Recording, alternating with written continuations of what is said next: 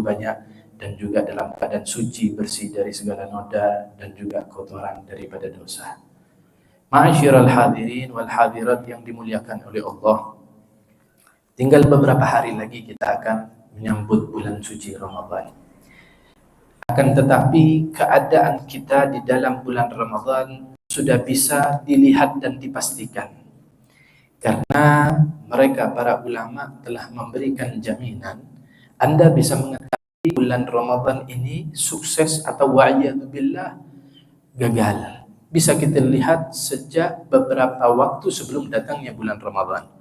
Di dalam kitab di dalam kitab Kashful Khafa, para ulama mengatakan man qama bihurmati Sya'ban, siapa orang yang menjaga kemuliaan dan kehormatan di dalam bulan Sya'ban, wafaqahullah lil qiyam bihurmati Ramadan, maka Allah akan berikan bantuan dan pertolongan, hidayah dan taufik agar orang tersebut sukses menjaga kemuliaan dan kehormatan di dalam bulan Ramadan. Kalimat ini memberikan pengertian kepada kita bahwasannya keadaan kita di dalam bulan Ramadan tergantung keadaan kita sebelum Ramadan. Di dalam kitab Tuhfatul Ashraf ada sebuah riwayat yang sering kita dengar. Lebih-lebih tak kala masuk bulan Rajab dan bulan Sya'ban. Doanya Kanjeng Nabi, Allahumma barik lana fi Rajab wa Sya'ban wa balighna Ramadan. Baru pertama kali masuk malam pertama di bulan Rajab, Nabi sudah punya doa khusus. Ya Allah, berkahilah saya, berkahilah kami di dalam bulan Rajab, begitu juga berkahilah kami di dalam bulan Sya'ban, dan sampaikanlah kami di dalam bulan Ramadan. Bahasanya berkah. Kadang kita sering diajak teman-teman, kerabat atau sanak famili, ayo kita ngaji bersama supaya berkah. Yuk ikut hataman Quran, yuk cari berkah. Apa sih berkah? Berkah itu ziyadatul khair, bertambahnya kebaikan. Nabi meminta pertambahan kebaikan di dalam bulan Rajab. Nabi juga meminta pertambahan kebaikan di dalam bulan Sya'ban. Bertambah baik amal ibadahnya, bertambah baik ucapannya, bertambah baik kegiatannya maupun amaliyahnya, juga bertambah baik adab dan juga akhlaknya. Itu diminta sama beliau sallallahu alaihi wasallam, wabil khusus di dalam bulan Rajab dan di dalam bulan Sya'ban. Tapi ketika datang bulan Ramadan, beliau tidak minta berkah. Betul. Doanya wabalighna Ramadan, sampaikanlah kami di dalam bulan Ramadan. Ini para ulama as-solihin membahas dan coba mengkupas daripada mengapa Nabi meminta berkah hanya di dalam bulan Rajab dan Sya'ban. Ternyata rahasianya, siapa orang yang bertambah baik, bertambah bagus di dalam bulan Rajab dan Sya'ban, otomatis di dalam bulan Ramadan pasti sukses. Cuman satu saja yang diminta sama Nabi, wabalighna Ramadan, sampaikan di dalam bulan Ramadan. Bisa jadi Rajabnya sukses, Sya'bannya sukses, tapi umurnya nggak sampai, kan sayang. Makanya beliau meminta sampaikanlah kami di dalam bulan Ramadan. Jadi bulan Ramadan kita itu bukan apa yang akan kita rencanakan kelak, walaupun itu juga dianjurkan. Tapi keadaan kita di dalam bulan Ramadan tergantung keadaan kita di dalam bulan Sya'ban. Kalau di akhir-akhir nih bulan Sya'ban kita loyo, kita luput, maaf bahkan mungkin menodai bulan ini, maka itu menjadi penyebab bulan Ramadan kita akan ternodai. Tapi kalau akhir-akhir di dalam bulan Sya'ban ini kita jaga benar-benar, kita tingkatin amal ibadah, bukan hanya kewajiban, kita hiasi dengan kesunahan. Bukan hanya menjauhi yang haram, tapi juga menjauhi yang makruh, maka itu adalah orang yang menghormati dan menjaga kemuliaan bulan. Kullul umur bi khawatimiha. Setiap perkara itu tergantung akhirnya. Orang mau seumur hidup, Nabi cerita, ada di antara kalian tuh seumur hidup bikin onar, seumur hidup melakukan mungkar, tapi di akhir hayatnya dia husnul khatimah, fa yadkhulul jannah, maka dia masuk surga, kata Nabi. Tapi juga ada di antara kalian tuh, ya enggak semuanya, tapi ada yang demikian. Nabi menceritakan agar kita menjaga diri yang sudah istiqamah dalam kebaikan, mintalah keistiqamahan tersebut sampai akhir hayat. Tapi juga orang-orang yang berlaku mungkar jangan dipandang sebelah mata, bisa jadi nanti di akhir hayatnya dia husnul khatimah. Tapi perbekalan buat kita, Nabi juga menceritakan sebaliknya. Ada orang yang satu seumur hidup melakukan kebaikan, tapi wa'iyadzubillah tak kala ajal menjemput, dia mendapatkan su'ul khotimah, maka seluruh kebaikannya tidak dianggap oleh Allah. Ini bulan Sya'ban, tinggal hitungan jari, tidak nyampe jari-jari yang menempel di tangan kita. Bisa jadi 7 atau 8 hari lagi kita akan sampai di dalam bulan Ramadan. Ayo kita bikin bulan Sya'ban kita husnul khotimah. Untuk apa? Agar walaupun ada kealpaan, keluputan yang mungkin terjadi di antara kita di dalam bulan Rajab maupun di awal-awal bulan Sya'ban, tapi kita jaga benar-benar di akhir bulan Sya'ban ini Allah Ta'ala berikan kehusnul khotimaan, maka kita layak mendapatkan bantuan dan pertolongan Allah agar sukses di dalam bulan Ramadan. Kemudian di dalam kitab Tuhfatul Ashraf yang di dalam kitab Kashful Khafa yang tadi diceritakan, siapa orang yang menjaga kemuliaan kehormatan bulan Sya'ban, Allah akan berikan pertolongan agar dia sukses di dalam bulan Ramadan. Dilanjutkan, wa man gama bi hurmati Ramadan, siapa orang yang sukses di dalam bulan Ramadan, hafizahullah min Ramadan ila Ramadan, Allah akan memberikan penjagaan, asuransi. Orang ini kalau punya asuransi kesehatan, tenang. Punya asuransi kendaraan, tenang. Ini ada asuransi gratis dari Allah, cuma satu persyaratannya, sukses di dalam bulan Ramadan. Asuransinya 1 tahun penuh dalam penjagaan dan tanggungan Allah. Bukan hanya dapat asuransi saja, wa ballaghahu ma ballagha ahlal mahabbati wal irfan. Bahkan Allah akan sampaikan dia dalam kedudukan orang-orang yang dicintai dan orang-orang yang makrifat. Ngapunten. Kita ini semua berpotensi jadi orang yang dicintai sama Allah dan jadi orang makrifat, itu semua berpotensi. Tapi persaingannya ketat. Kita ambil contoh Imam Ahmad bin Hanbal, setiap hari sholat sunnah nggak kurang 200 sampai 400 rakaat. Ini nggak bahas sholat duha, nggak bahas sholat witir, nggak bahas sholat qobliyah ba'diyah. Ini sholat mutlaknya saja sekian banyak. Imam Ali Zainal Abidin, pemimpinnya mereka-mereka yang ahli ibadah, setiap hari nggak kurang sholat sunnah 1000 rakaat. Seorang wanita solihah Rabi'ah Adawiyah menggali calon kuburannya, menghatamkan di dalam calon kuburannya 7000 kali hataman Al-Quran. Ya jauhlah, susah memang, tapi berpotensi. Tapi ada satu jalan dan fasilitas yang lebih mudah, yang Anda dapat, ada yang akan mengangkat derajat kita sama seperti mereka-mereka yang menjadi kekasihnya Allah, dengan satu cara, kita sukses bulan Ramadan. Begitu juga jadi orang makrifat. Maaf, orang makrifat ini juga berat dan panjang perjalanannya. Dan saya mengatakan Anda semua berpotensi. Tapi ketahuilah, saya mungkin 1 juz belum tentu hafal. Kalaupun hafal, belum tentu tahu maknanya. Kalaupun tahu maknanya, belum tentu tahu tafsirnya. Kalaupun tahu tafsirnya, belum tentu ngamalkan. Jadi untuk menjadi seorang yang makrifat ini perjalanannya panjang. Tapi Anda akan diberikan oleh Allah kedudukan yang sama seperti orang yang makrifat kepada Allah kalau sukses bulan Ramadannya.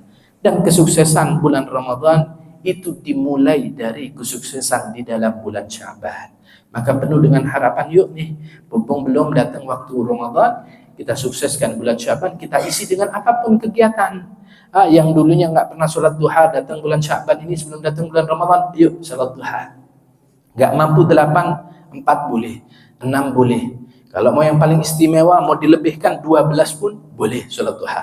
Oh, dulu sebelum datang bulan Sya'ban nggak pernah pegang tasbih, datang bulan Sya'ban pegang tasbih, berzikir, memperbanyak qiraatul Quran. Ada kelebihan yang dia lakukan, dia termasuk orang-orang yang menghormati dan memuliakan bulan Sya'ban, yang akan menjadi penyebab Allah Ta'ala menolong dan membantu dia sukses di dalam bulan Ramadan. Dan bulan Ramadan, sebagaimana yang dikomentari oleh Profesor Dr. Sayyid Muhammad bin Alwi Al-Maliki dari Makkah Al-Mukarramah, beliau mengatakan, siapa orang yang sukses di dalam bulan Ramadan, maka 1 tahun penuh dia akan penuh dengan kesuksesan. Orang ini kalau sudah sukses bulan Ramadan, 1 tahun penuh dengan kebaikan, 1 tahun penuh dengan kebajikan, 1 tahun penuh dengan keindahan dan terhindar dari pelanggaran. Maaf, kalau ajal menjemput, bisa dipastikan dia meninggal dalam keadaan husnul khatimah.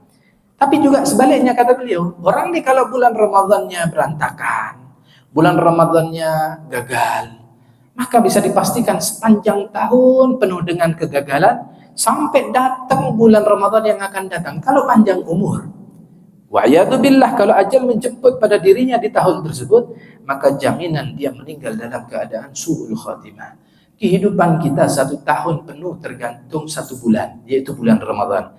Dan kehidupan kita di dalam bulan Ramadan tergantung kehidupan kita di sebelum bulan Ramadan, yaitu bulan Sya'ban, wabil khusus di penghujungan ini. Maaf, saya berikan kepada panjenengan analogi. Orang kalau berangkat umroh, ada nggak di antara mereka yang persiapannya 1 jam sebelum berangkat baru siap-siap? Mungkin. Lalu seminggu, 2 minggu untuk nyiapin. Begitu juga mau berangkat haji, 40 hari. Nggak ada persiapan 1 hari baru persiapan, nggak mungkin.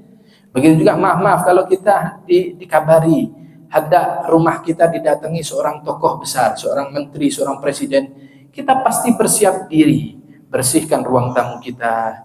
Bahkan kalau sampai tamu tersebut mengatakan saya akan menginap 2 hari, 3 hari, kita siapkan kamarnya, berikan wewangian, perhatikan cadangan makanan. Itu semua hal yang pasti kita lakukan. Dan semakin matangnya persiapan, maka semakin sempurna penyambutan. Tapi semakin sembrononya persiapan, maka juga semakin gagalnya penyambutan. Jadi hasil daripada penyambutan kita di dalam bulan Ramadan tergantung persiapan kita. Itu Nabi Muhammad persiapan bulan Ramadan bukan seminggu, bukan sebulan, tapi 2 bulan. Sudah minta sama Allah, Allahumma barik lana fi Rajab wa Sya'ban wa ballighna Ramadan. Bahkan ketika para ulama mengupas kenapa Nabi SAW memperbanyak puasa di dalam bulan Sya'ban tidak seperti bulan-bulan yang lain. Nabi hebat puasa di dalam bulan Muharram. Nabi hebat puasa di dalam bulan Rajab. Tapi enggak seperti bulan Sya'ban. Bahkan di antara mereka menyaksikan kadang Nabi kalau datang bulan Sya'ban 1 bulan penuh jangkep beliau puasa full. Atau terkadang beliau puasa walaupun tidak full tapi banyak didapati beliau di dalam bulan Sya'ban puasanya hebat. Kenapa? Beliau persiapan dan latihan sebelum beliau menghadapi puasa Ramadan, membiasakan diri untuk berpuasa. Itu beliau SAW yang sudah jaminan surga. Surganya sudah yang paling tinggi. Sudah untuk dari semua aspek beliau yang paling mulia lah. Itu saja masih persiapan. Maka kita seharusnya lebih lagi persiapan daripada beliau SAW. Ada seorang solihin bernama Al-Imam Al-Habib Abdullah bin Husain bin Tahir. Beliau di antara manaqib kehidupan beliau pernah tak kalah dekat waktu Ramadan demikian. Beliau undang anak, cucu untuk hadir ke rumah beliau. Kemudian tak kalah mereka sudah kumpul, tahu-tahu beliau menangis. Anak-anaknya tanya, "Abah, kenapa menangis demikian?" Maka Habib Abdullah bin Husain bin Tahir mengatakan, "Ini bentar lagi bulan Ramadan. Saya pengenlah ada momen di mana tak kala saya memasuki bulan Ramadan ada peningkatan amal ibadah yang bisa Abah lakukan. Ada enggak di antara kalian?" Terus ditanya sama anaknya, "Kenapa kok menangis?" "Iya, saya mau tanya, ada enggak di antara kalian yang mau menjual waktu dan jamnya untuk saya?" "Loh, kenapa, Bah?" "Karena 24 jam sebelum saya masuk bulan Ramadan sudah penuh dengan amal ibadah." Nah, seperti kita kan kadang merencanakan nanti full ibadah nanti di dalam bulan Ramadan. Ini belum masuk bulan Ramadan sudah full ibadah. Beliau setiap hari tidak kurang baca 20 juz. Kemudian setiap 3 hari hatam 2 kali. Betul kan 3 hari 60 juz. Berarti hatam 2 kali. Setiap hari baca istighfar 50.000 kali. Setiap hari baca ya Allah, ya Allah, ya Allah, zikir beliau 50.000 kali. Baca kalimat tahlil la ilaha illallah 50.000 kali. Amalannya begitu hebat, tapi masih bersedih diri. Kenapa? Karena menginginkan untuk melakukan amalan yang lebih di dalam bulan Ramadan, tapi waktunya nggak ada. Maknanya beliau sebelum masuk bulan Ramadan sudah persiapan begitu hebat. Bulan Ramadan itu syahrul ibadah. Kita ini kalau selain di bulan Ramadan, kayaknya tidak mungkin sholat sunnah setiap hari 20 rakaat. Sudah tidak mungkin dan kayaknya tidak mampu. Tapi subhanallah kalau datang bulan Ramadan, sudah siangnya puasa, malamnya tuh waktunya seharusnya rehat dan istirahat atas perjuangan, tapi masih mampu untuk sholat tarawih minimal 8 sampai 20 rakaat. Coba kalau hari-hari biasa, tidak akan mungkin mampu yang demikian. Belum lagi nanti kalau bangun sebelum subuh, masih tahajud, ditambah lagi sholat witir, dan bangun setiap sebelum subuh kita bisa istiqomah, hanya dan mudah di dalam bulan Ramadan. Bukan hanya, saya yakin panjenengan juga mudah, tapi lebih mudah lagi kalau datang bulan Ramadan. Dan istiqamah. Coba di lain bulan Ramadan, ada di antara kita yang mampu puasa jangkep 30 hari non-stop, tapi di antara kita umur 40, 50 kayaknya tidak pernah bolong kalau tidak karena udzur. Mampu kita puasa 30 hari, tapi di selain bulan Ramadan terasa berat. Kenapa?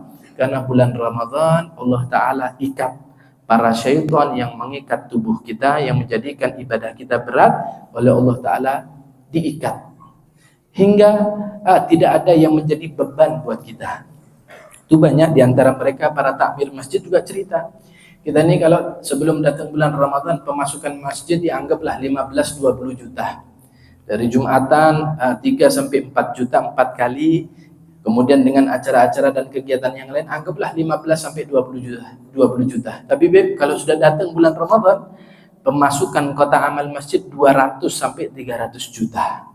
Lihat, orang yang tidak biasa sedekah, subhanallah, dibikin ringan oleh Allah Ta'ala untuk bersedekah. Itu yang menjadikan mereka kaum solihin sebelum kita berlomba-lomba. Kalau sudah datang bulan Ramadan, memperbanyak ibadah. Bukan hanya berpuasa, akan tetapi mereka memperbanyak kegiatan-kegiatan ibadah yang lain karena memang momennya ringan untuk mereka ibadah. Imam Syafi'i kalau datang bulan Ramadan, siang hari hataman Quran sekali, malam hari hataman Quran sekali. Tidak keluar dari bulan Ramadan kecuali beliau selesai menghatamkan Al-Quran 60 kali. Sehari 2 kali. Muridnya seorang Imam Ahmad bin Hanbal, itu siang hari beliau harus hatam 2 kali. Kalau datang waktu malam juga beliau usaha untuk hatam 2 kali. Tidak keluar dari bulan Ramadan kecuali sudah hatam 120 kali. Bukan saya cerita demikian dan memaksa saya dan panjenengan demikian, tapi minimal buat gambaran. Ya mosok tah sepisan tok ke hatam. Yang lihat yang lainnya saja berusaha tiap hari sekian kali hatam, ya masa kita satu bulan saja sekali hatam itu menjadi berat. Ini jadi gambaran supaya kita nih kalau hataman Quran nanti di dalam bulan Ramadan, ya kalau sekali kita masih belum ada apa-apanya dengan yang lain. Ada seorang solihin bernama Habib Abdurrahman Masyhur. Beliau sudah di umur yang sudah tidak muda. Beliau kalau sholat tarawih, maaf, bukan 8 rakaat, bukan 20 rakaat. Beliau kalau sholat tarawih 40-60 rakaat. Karena memang di tempat di mana beliau menetap, orang-orang kalau bikin sholat tarawih nanti di masjid sini jam 8 malam. Nanti di masjid utara nanti dibikin jam 11, jam 12 malam. Nanti di masjid di timur bikin lagi sholat tarawih jam 2 malam. Dan itu diikuti semua, sedangkan umur beliau tidak dalam keadaan muda. Semangat beliau dalam beribadah. Padahal orang tua, apalagi kita. Maka dari situ kita minimal lah tergerak hati kita. Karena di dalam bulan Ramadan, kenapa mereka memperbanyak ibadah? Karena setiap nilai amal ibadah dilipat gandakan oleh Allah. Yang sunnah, yang gak mungkin setara pahala dan ganjarannya dengan kewajiban, sama Allah disetarakan. Pahala sunnah disetarakan dengan pahala wajib. Yang wajib dilipat gandakan 70 kali lipat. Maaf, orang kalau kerja, anggap saja digaji sama bosnya 1 bulan 5 juta. Tahu-tahu bosnya bilang, bulan ini saya gaji Anda 350 juta. Berarti 70 kali lipat. Kira-kira Pak, kalau masuk kerja jam 8, apa enggak jam 6 atau jam 5 sudah datang di kantor dia? Kenapa? Bosnya memberikan penghargaan gaji yang luar biasa. Saya kerjanya sama, tapi saya digaji 70 kali lipat. Ini kalau urusan uang itu kadang orang gampang nyantol. Tapi kalau urusan-urusan ya 70 kali lipat, sekian kali ya biasa saja. Tapi kalau sudah urusan uang, yang seharusnya gaji cuma 5 juta, digaji 350 juta, kira-kira kan 2 tahun tidak kerja aman dia. Ada tidak bos yang demikian di dunia? Hampir tidak ada. Kalaupun kasih bonus paling cuma 10%, 20%. Atau gaji ke-13, bonusnya sama seperti gajinya. Tapi Allah yang maha dermawan. Allah mau kasih gaji kita khusus kalau datang bulan Ramadan 70 kali lipat. Masya Allah. Ini hanya cuma datangnya bulan bulan Ramadan, tidak datang lagi nanti bulan-bulan yang lain. Belum nanti kalau dapat Lailatul Qadar. Sama seperti Anda beribadah 1000 bulan. Anda dapat Lailatul Qadar sekali, Anda sama seperti beribadah 83 tahun. Lah kalau seumur hidup dapat Lailatul Qadar terus. Karena apa? Tarawihnya jangkep, sholat isyanya jangkep, makmuman. Pasti dapat. Orang sholat isya rutin berjamaah di masjid setiap hari saja, pasti dia mendapatkan bagian dari Lailatul Qadar. Apalagi yang tarawih, apalagi yang baca Quran, lebih lagi dia. Minimal saja cuma sholat isya jamaah dapat dia. Kalau dia rutin selama sekian puluh tahun, anggap 20 tahun dapat Lailatul Qadar, maka dia punya amalan sama seperti orang beribadah 1600 tahun lebih. Masya Allah. Cuma ada di dalam bulan Ramadan. Dan yang terakhir, bulan Ramadan itu bagaikan badai, hujan yang begitu lebat, hujan angin. Kita ini kalau hujan angin berdiri di pelataran masjid pun basah. Badan sudah ada penutupnya, tapi karena hujannya hujan angin tetap basah. Dan ampunan Allah di dalam bulan Ramadan seperti badai hujan yang demikian. Sampai Nabi mengatakan, man somahu imanan wahtisaban, ghufira lahu ma taqaddama min dhanbih. Siapa orang yang cuman bondonya puasa saja, tapi diperhatiin adab dan sunnahnya, diselengkapin, disempurnain adab dan sunnahnya. Bukan hanya puasa menahan lapar dan minum, tapi puasa matanya, puasa telinganya, puasa mulutnya, puasa semua anggota tubuhnya daripada seluruh yang dimurkai sama Allah, dia puasain benar-benar. Kata Nabi, orang-orang yang cuma ngandalin puasa demikian, Allah ampuni seluruh dosa yang telah lalu. Ataupun ada mungkin di antara mereka, waman gomahu imanan wahtisaban. Ada orang yang mungkin puasanya biasa-biasa saja lah. Kadang mungkin mata masih luput-luput, tapi tetap berusaha puasa dan berusaha menyempurnakan. Tapi mungkin tidak sesempurna mungkin, tapi diiringi sama dia menghidupkan malam.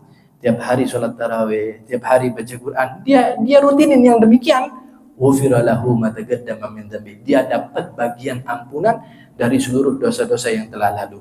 Bahkan yang terakhir Nabi bilang, ada mungkin orang puasa, tetap puasa dia, tetap qiyamul lail, tapi maaf mungkin puasanya nggak sesempurna mungkin. Qiyamul lailnya pun juga tidak sesempurna mungkin. Tapi dia dapat malam Lailatul Qadar. Man qama Lailatul Qadar ghufira lahu ma taqaddama min dhanbih. Maka Allah pun juga akan mengampuni seluruh dosa-dosa yang telah lalu. Bahkan maaf, saya dapati di dalam sebuah sumber kitab, saya lupa saya baca di dalam kitab Fawaidul Mukhtarah, nama kitabnya saya lupa, ini referensinya lupa saya, bahwasannya bukan hanya kaum muslimin yang dapat jatah kemuliaan dari Allah karena menjaga kemuliaan dan kehormatan bulan Ramadan. Ada di antara mereka non-muslim, tidak beriman kepada Allah, tapi dapat jatah kebaikan dari bulan Ramadan. Siapa? Jadi zaman dahulu ada seseorang majusi. Majusi ini penyembah api. Dia hidupin api, dia sembah, selesai dimatiin. Jadi Tuhannya dihidupin sendiri, dimatiin sendiri. Itu majusi. Satu ketika dia punya seorang anak di bulan Ramadan, makan di hadapan kaum muslimin. Di tengah jalan makan enak di hadapan kaum muslimin yang sedang berpuasa. Maka seorang ayah yang majusi tersebut mendatangi anaknya dan memukul anaknya di hadapan banyak daripada kaum muslimin. Sehingga anaknya nggak terima. Abah, saya kan anaknya Anda, saya kan putramu, kenapa saya dihinakan demikian? Maka abahnya tersebut mengatakan, bagaimana saya tidak mengingatkanmu dengan keras, karena engkau menghina kaum muslimin di tengah siang di bulan Ramadan. Anda makan seenaknya, Anda makan sesukanya, tidak menjaga kehormatan dan juga kemuliaan bulan Ramadan. Marah benar abahnya. Baru selesai dia pukuli anaknya di hadapan kaum muslimin, 1 pekan setelah itu sang abah meninggal dunia. Selesai. Beberapa waktu kemudian ada seorang alim di sekitaran wilayah tersebut bermimpi. Dia melihat di dalam mimpinya bahwasannya orang majusi tersebut memasuki surganya Allah. Dia penuh dengan kebingungan, loh kok bisa? Non-muslim, akan tapi sesuai dengan keimanan dan keyakinan kita, seharusnya dia nggak punya jatah di akhirat. Tapi kenapa nih? Kok saya lihat di dalam mimpi saya dia penuh dengan kenikmatan, kelezatan, riang, senang, gembira, memasuki surganya Allah. Kemudian dia hampiri, ditanya, Pak, Kok bisa Anda mendapatkan kemuliaan yang demikian? Apa gerangan yang menjadikan engkau memasuki surganya Allah? Maka seorang Majusi tersebut mengatakan, karena pemuliaan dan penghormatan saya kepada bulan Ramadan. Karena saya menjaga kemuliaan dan kehormatan di dalam bulan Ramadan, dengan saya mengingatkan dengan keras putra saya, maka sebelum ajal menjemput, Allah Ta'ala lantunkan 2 kalimat syahadat yang mengalir di mulut saya, dan Allah berikan keimanan kepada saya, baru saya dicabut nyawanya oleh Allah. Orang ini kalau sudah masuk Muslim, dosa-dosanya dihapus semua sama Allah Ta'ala. Dia bersih, suci, dan dia layak mendapatkan surga yang penuh dengan kenikmatan.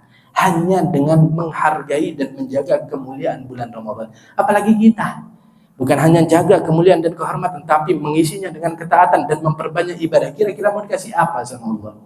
Kisah terakhir saya baca di dalam kitab Irsyadul Ibad, bahwasanya ada seseorang hamba kelak di yaumil qiyamah diberikan kitab catatan amalnya dengan tangan kanan. Berarti dia sukses, berarti dia berhasil, berarti dia orang yang dirahmati sama Allah. Para malaikat nggak terima.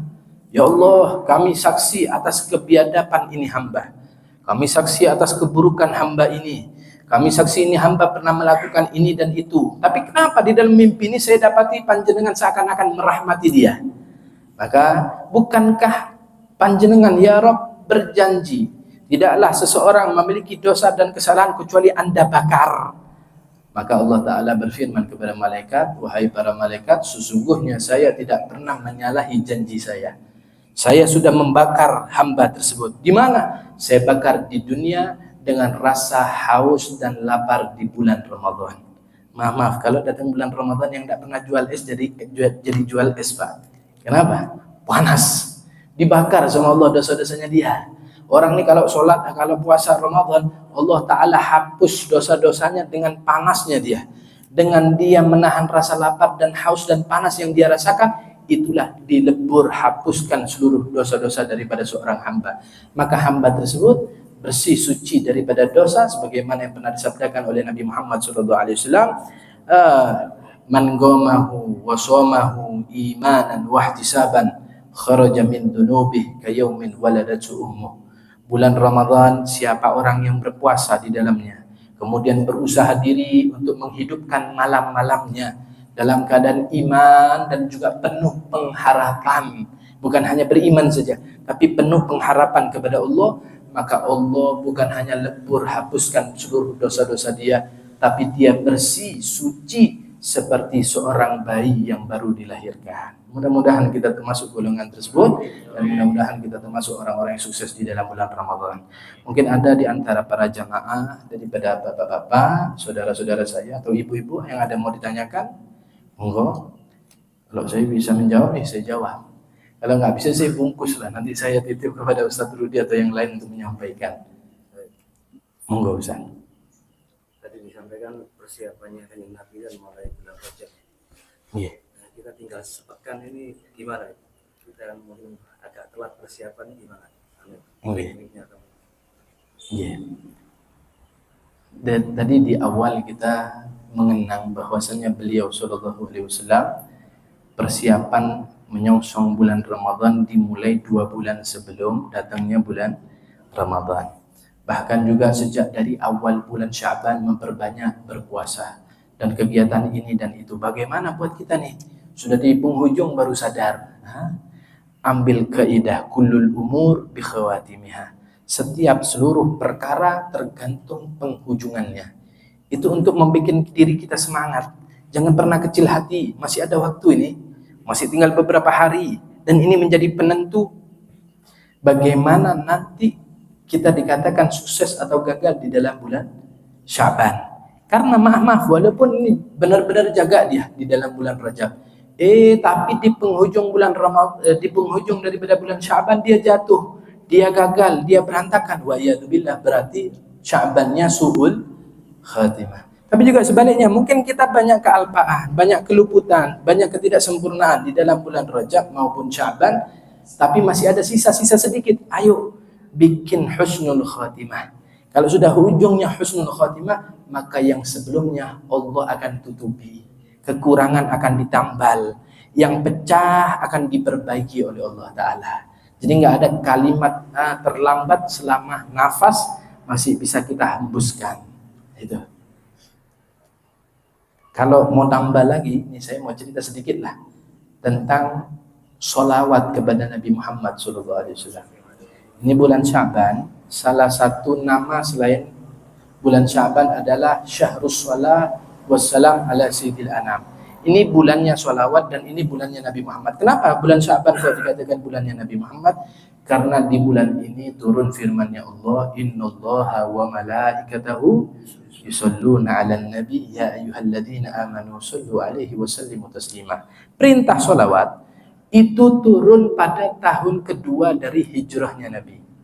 Dan itu turun sebelum kaum muslimin pertama kali berpuasa semenjak Islam muncul, tak kala beliau sallallahu alaihi wasallam menjiarkan di umur 40 tahun. Jadi tak kala beliau umur 40 tahun berdakwah, menebarkan Islam di jazirah Arab, kemudian sampai hijrah ke kota Madinah. Tak kala itu umur beliau 53 tahun menetap di kota Madinah, terhitung tahun hijrah itu dihitung dari hijrahnya Nabi. Setahun di kota Madinah belum turun perintah puasa. Tahun kedua turun perintah puasa di dalam bulan Sya'ban dan juga turun perintah Allah untuk bersolawat kepada Nabi Muhammad. Kenapa kok sebelum kaum muslimin melangsungkan puasa pertama kali dalam sejarah Islam yang dibawa oleh Nabi Muhammad SAW, sebelum mereka puasa Ramadan, Allah Ta'ala perintahkan mereka bersolawat kepada Nabi? Maka gambaran analogi yang paling dekat agar kita gampang untuk mudah memahaminya, kita kemarin kan pilihan presiden. Anda pilih menteri? Enggak. Anda pilih sekretaris negara? Tidak. Anda pilih tukang masaknya presiden? Tidak. Anda pilih supirnya presiden? Tidak. Tapi orang-orang yang dekat dengan presiden dapat merasakan seluruh fasilitas kepresidenan. Kenapa? Karena mereka orang dekat presiden. Tukang masak bukan kita yang pilih, tapi dia bisa naik pesawat kepresidenan dibawa. Kalau presiden ke luar negeri tetap tukang masaknya ikut. Sekretaris negara kita nggak pilih, tapi dia bisa ikut dalam mobil kepresidenan. Kenapa? Karena dia orang dekatnya presiden. Orang-orang yang dekat dengan presiden dapat merasakan fasilitas-fasilitas kepresidenan karena punya kedekatan. Begitu juga bulan Ramadan. Bulan Ramadan itu banyak rahasia, banyak anugerah, banyak karunia-Nya Allah yang diberikan, dikhususkan untuk Nabi Muhammad dan siapapun orang yang dekat dengan Nabi Muhammad. Jadi kalau ditanya siapa orang yang paling berpotensi mendapatkan Lailatul Qadar, siapa orang yang paling berpotensi mendapatkan seluruh rahasia dan karunia Allah di dalam bulan Ramadan, yaitu orang yang paling dekat dengan Nabi Muhammad. Lah sekarang kalau orang yang jauh, sahabat-sahabat Nabi ada kalanya di kota Madinah, ada kalanya di Afrika, ada kalanya di segala penjuru dunia di zamannya Nabi. Mau banyak sahabat-sahabat itu tersebar, tidak di kota Madinah saja. Bagaimana mereka merajut hubungan yang kuat dan erat dengan Nabi Muhammad sehingga mereka layak mendapatkan seluruh anugerah di dalam bulan Ramadan, dikasih fasilitas sama Allah. Yang dikatakan di dalam sebuah kitab maulid, sholatan yattasilu biha ruhul musalli alaihi bi, sholawatlah yang akan menyambungkan ruh kita dengan Nabi Muhammad. Fayambasitu fi qalbihi nuru sirri ta'alluqi bihi wa hubbi, maka akan menjadi subur bibit-bibit hubungan yang kuat dan erat serta cinta yang hebat kepada Nabi Muhammad berkat sholawat. Maka sholawat ini fasilitas buat kita yang mau dapat banyak nih di dalam bulan Ramadan, perbanyak sholawat, wabil khusus di dalam bulannya Nabi Muhammad ini, wabil khusus juga sebagai persiapan kita menyambut bulan Ramadan. Itu sholawat. Janji sholawat jangan kosong di dalam bulan Ramadan, malah lebihin lagi di dalam bulan Ramadan. Karena yang paling berhak dapat seluruh kebaikan di dalam bulan Ramadan yang banyak sholawat. Mungkin ada pertanyaan yang lain? Kami persilahkan. Cukup? Ada satu lagi yang mau saya sampaikan. Beberapa guru-guru kami menyarankan kami apabila ada kegiatan sama seperti tadi nih, habis sholat langsung pengajian ya. Karena mungkin di antara kita punya kesibukan yang lain, atau maaf, habis sholat subuh takut ketinggalan kereta. Kalau masih belani zikir, wah, dan nutut ini. Maka gantinya adalah panjenengan dan saya membaca subhanallah walhamdulillah wa la ilaha illallah wallahu akbar, dibaca 7 kali. Apa khasiat dan manfaatnya? Khasiat dan manfaatnya, Anda dianggap sama seperti panjenengan zikir seperti biasanya. Tapi lek kayak susudok nih Pak.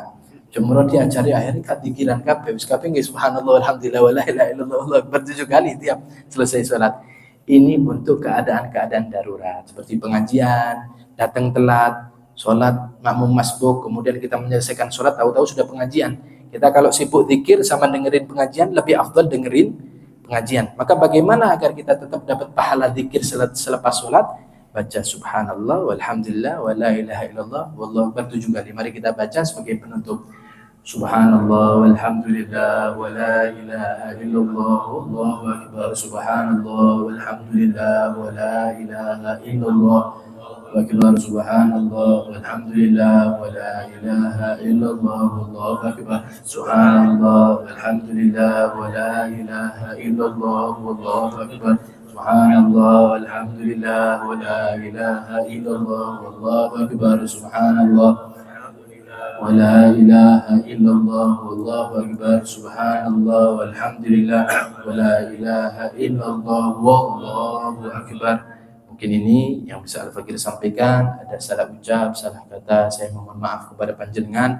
Begitu juga kepada seluruh jamaah pengajian Jumat Wakih dan Jumat Pol. Mungkin selama ini saya mengajar ada salah ucap, salah kata, salah sikap yang mungkin tidak berkenan di hati panjenengan. Al-Fakir berharap permohonan maaf Al-Fakir diterima dan dimaafkan. Dan mudah-mudahan yang memaafkan juga dimaafkan sama Allah. Jadi jaluk sepuro ini retok ngotot Pak. Karena Nabi juga mengancam, man la yaghfir la yughfar. Orang yang tidak mau ngampunin orang tidak diampuni sama Allah. Retok ancenin satu-satu lek jaluk sesuatu go dalil barang. Tapi harapannya juga sebaliknya. Kalau sampean membuka pintu maaf, mudah-mudahan sampean juga dimaafkan oleh Allah Subhanahu wa taala. Allahumma hadina fi man hadait, wa afina fi man afait, wa tawallana fi man tawallait, wa barik lana fi ma atait, wa qina bi rahmatika syarra ma qadait, fa innaka taqdi wa la yuqda alayk, fa innahu la yadhimu walad wa la yu'izzu man adait. Tabarakta rabbana wa ta'ala falakal hamdu ala ma qadait, nastaghfiruka wa natubu ilaik. Wa sallallahu ala sayyidina Muhammadin nabiyil ummi wa ala alihi wa sahbihi wasallam. Alhamdulillahi rabbil alamin. Taqabbalallahu minkum. Wassalamualaikum warahmatullahi wabarakatuh. Para jemaah kita sebelum dari kita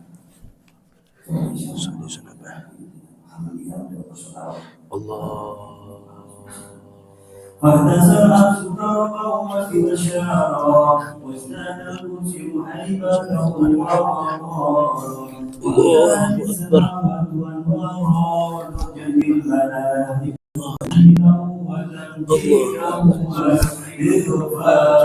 سبحان الله والحمد لله ولا إله إلا الله سبحان الله ولا إله إلا الله سبحان الله والحمد لله ولا إله إلا الله الله أكبر ولم تزل ترى أنواع بفضله وفضله إلى ولاية تمام حمده فلما اشتد بها الأرض بإذن رب الخلق ودعت الحبيب صلى الله عليه وسلم ساجدا شاكرا حامدا كأنه البدر في تمامه صلى الله على محمد صلى الله عليه وسلم صلى الله على محمد صلى الله عليه وسلم النبي محمد اللهم صل عليه وعلى آله وسلم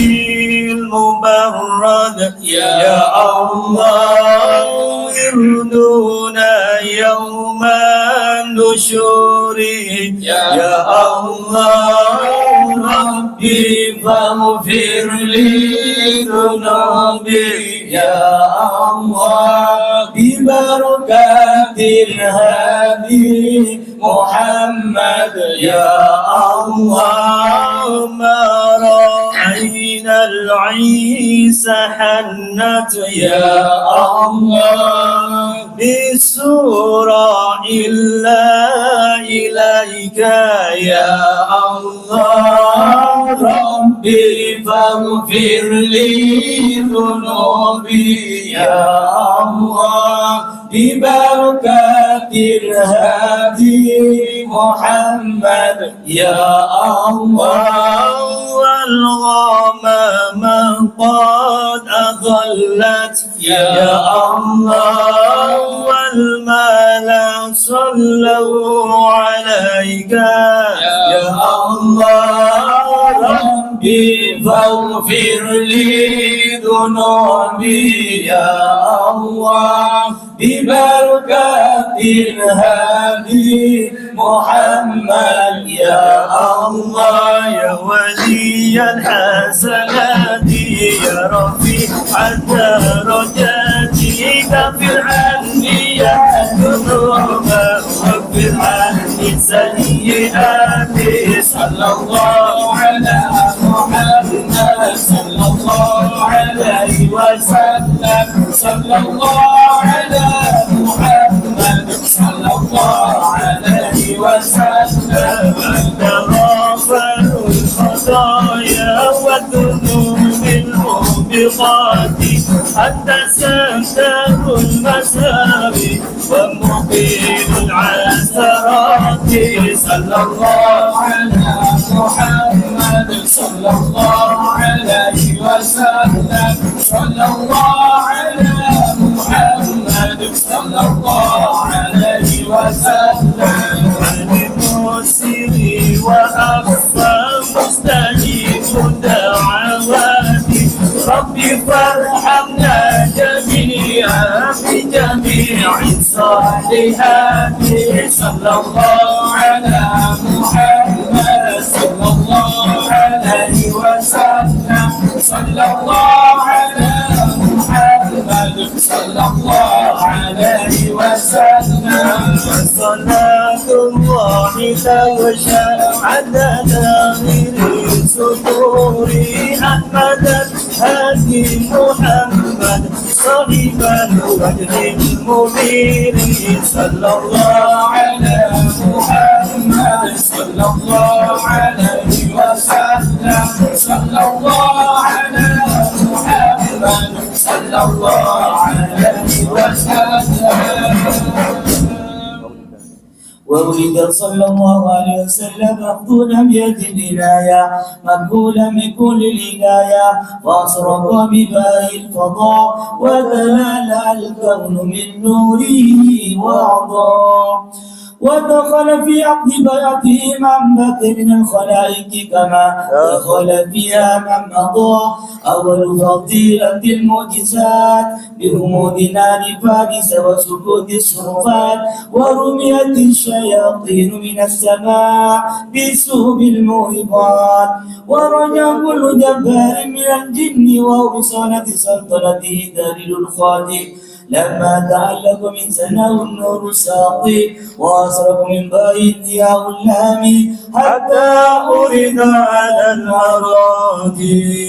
اللهم صل وسلم وبارك عليه وعلى آله وصحبه